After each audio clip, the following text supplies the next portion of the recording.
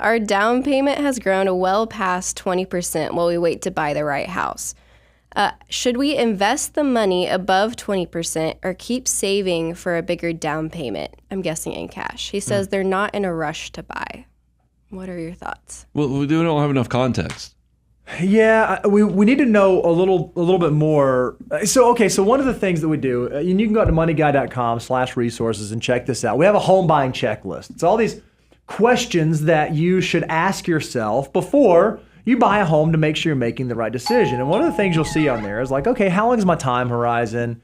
Do I think I'm going to be in this place for 5 to 7 years? Do I believe that the total housing costs are going to be below 25% of my gross income?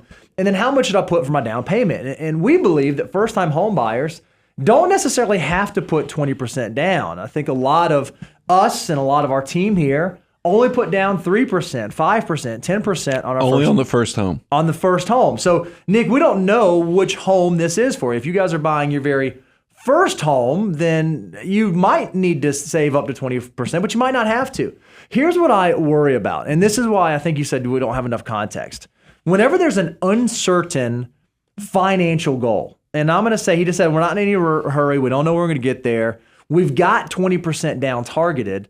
Well, if you continue building up cash and saving cash, let's say that you don't buy a house for another 12, 24, 36, 48 months.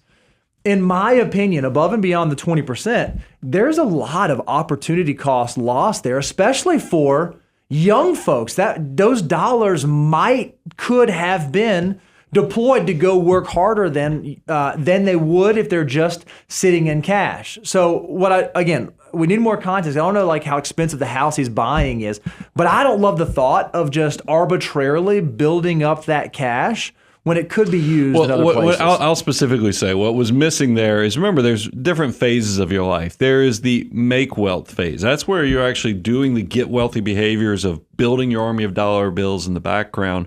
And for a lot of people, when you're saving up for a house, a lot of times the goal of home ownership is so strong that people will lower their saving for the future, because they want to get as much into that house down payment as possible.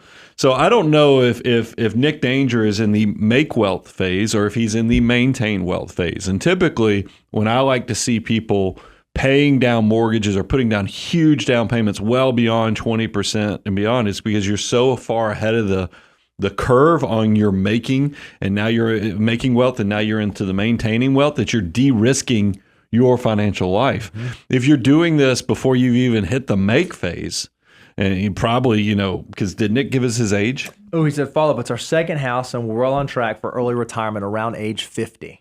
So are they 50 now? Or no, they're on track for early retirement by age 50. So that means that they're under 45. Mm-hmm. So, but definitely that answers the question. It's got to be beyond 20%, which I like that. But now you've got it, and I look, it feels like the third time I've brought this up, but I think it's a very important tool, and it's why we put it out there. Is you go to learn.moneyguy.com and then know your number. You got to know if you're ahead of the curve, behind the curve, or right where you're supposed to be. It's exactly why we created this tool and this course, is because that is going to be the answer to help you out. See, at mid-30s, mm-hmm.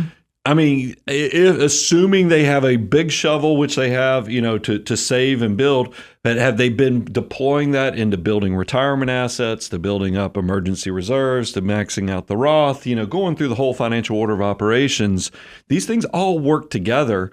I'd have to financially, triage his situation to know how much beyond 20%, or if we need to be right at 20%, because maybe, like I said, they put so much toward the housing goal mm-hmm. that they're now behind the curve, and we need to get that money working ASAP mm-hmm.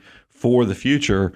That's the part I hate about doing this well, is because that answer is, it depends. It depends. But, one thing I will throw out there for home buyers, and Nick, if this is your second home, you know this. The costs of buying a home often exceed the costs it takes to acquire the home, meaning the down payment and the closing costs and all that kind of stuff. Because you get into a new home and then you got to buy furniture. And if your wife won't let you keep the $8 blinds on the windows, you got to buy window fixtures. And you got to do all this stuff. So there is some cushion that you also need, especially when you're buying a second home or moving into another home.